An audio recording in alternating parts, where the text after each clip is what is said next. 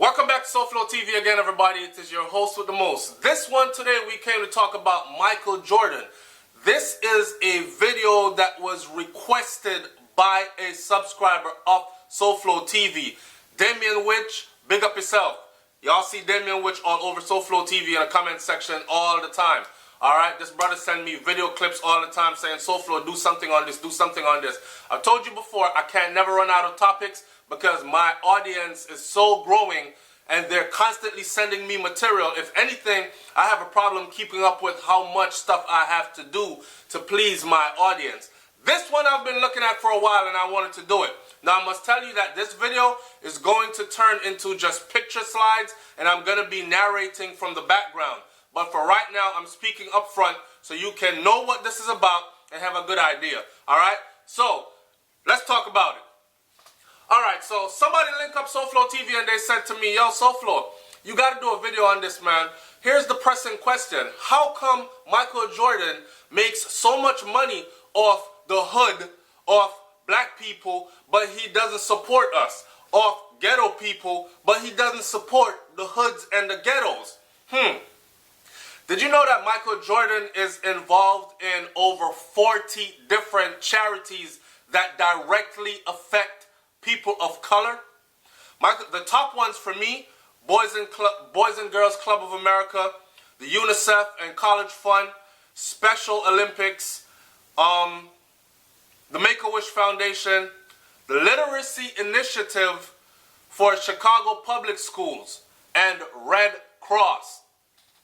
My sister swam in the Boys and Girls Club to a championship level.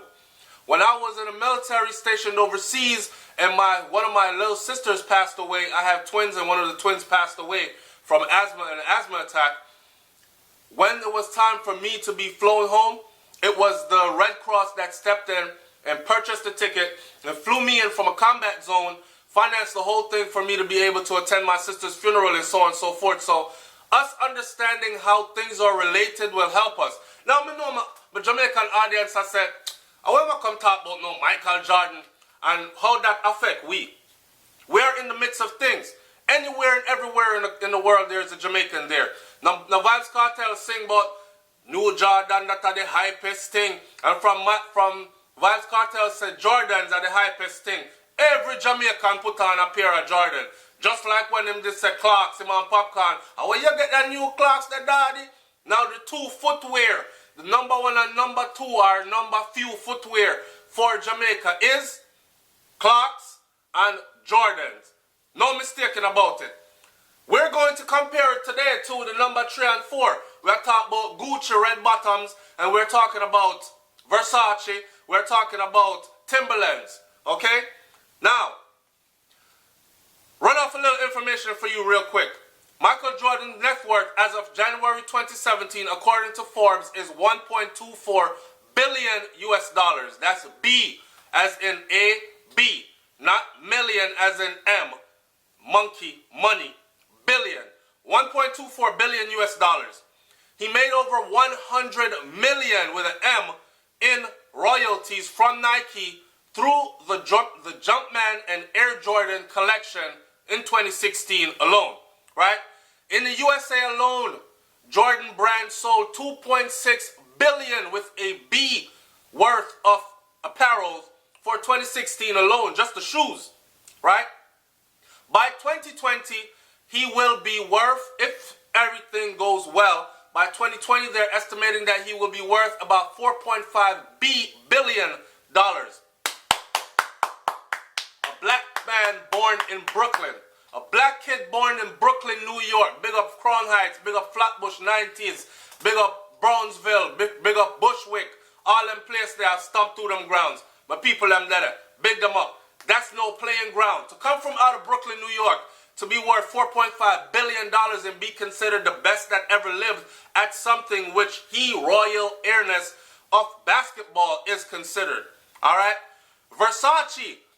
All you rappers, our rappers, they put it in their music, the singers, even the reggae singers, them, it's like you haven't reached a point of success until you're able to purchase European brands. So, you're not wear Versace, you're not wear Gucci, you're considered a nobody.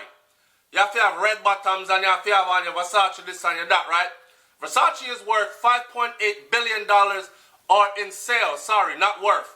Versace made $5.8 billion in sales in the US alone, a 20% stake.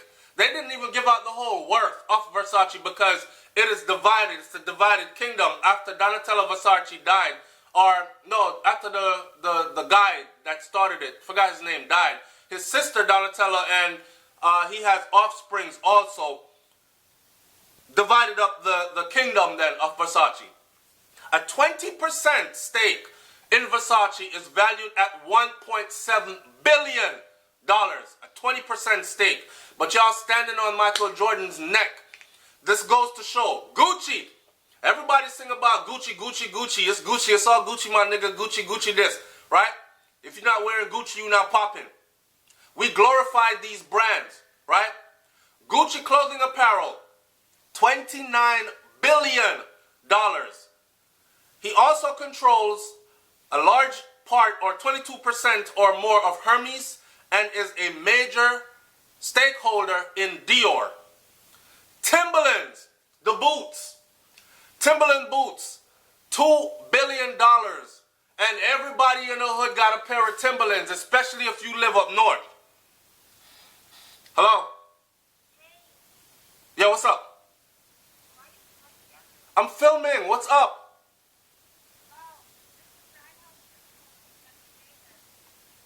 Alright. Timberland boots. $2 billion. And everybody in the hood has a pair of Timberlands. Everybody in the hood has a pair of Timberlands, but nobody is complaining and saying, how come Versace does not support the hood or black people or the ghettos or our initiatives? They don't support our college funds or anything. Gucci does not either. And Timberland boots definitely does not. FUBU. Remember FUBU? For Us, By Us? For Us, By Us is worth $250 million with a M. They don't even play in the billions field. And $250 million, they got a long ways to go before they hit $1 billion. Did you know that if you put on a pair of FUBU today, black people will laugh at you, and I'm talking about from grown black people to little kids are trained to actually laugh you out of those clothes and shoes. But it means For Us, By Us, started by a group of black brothers who were actually military veterans. I think one or two of them were. And we've turned our backs on our own. So when people ask me to do stuff about Michael Jordan, and it's on the grounds of why does he not support black initiative, black cause, and all this other stuff, I have to tell you, man, I think it's sad that we hate to see our own make it. I said it. We hate to see our own make it. Shout out to Marcus Mosiah Garvey. That crab in a barrel mentality stuff is very real. We as black people hate to see our own make it. We cannot stand to see Michael Jordan up there in all his glory.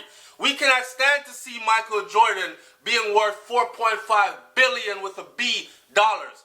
We cannot stand to see him living in such a different class from the rest of us that he is out of touch as far as coming and speaking to us face to face on a daily basis. What is he supposed to do? Is he supposed to write a check to every individual black household and mail them out individually with a I love you sign, I care about you sign?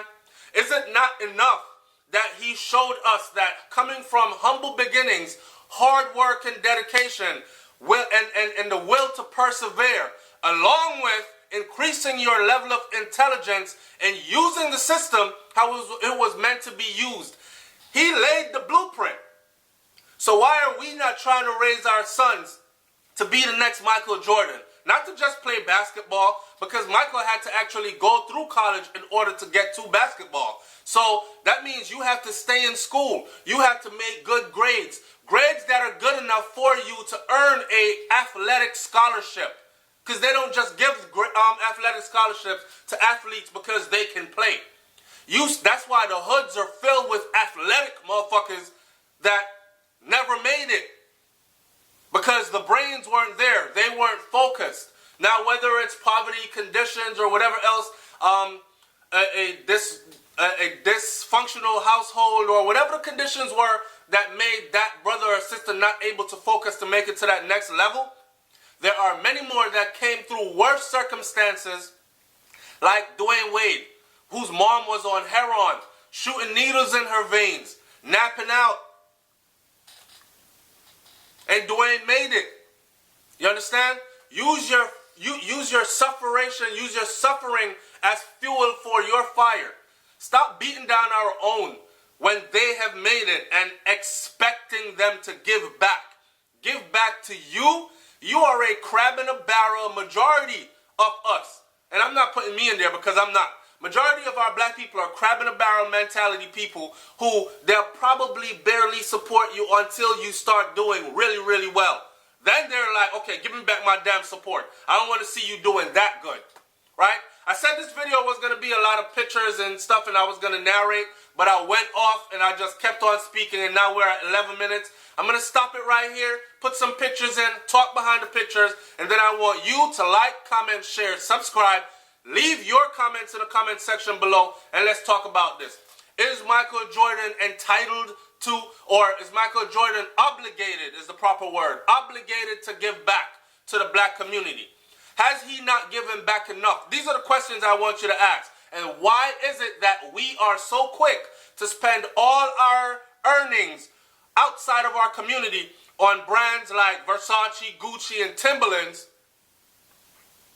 and we're not so quick to support brands like FUBU, for us, by us, so we can have other black people that are multi-billionaires that owns things? It's SouFLoTV, man. Like, comment, share, and subscribe. Here comes the rest of the video. Peace. Alright, so let's talk about these red bottoms and Gucci sneakers. Everybody wants a pair of these. Rappers rap about them. Reggae singers, dancehall stars wear them. We don't blame Michael Jordan for that.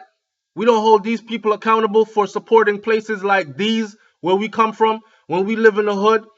We don't blame them people, their red bottoms, for these kind of conditions when we're acting all ratchet and stuff.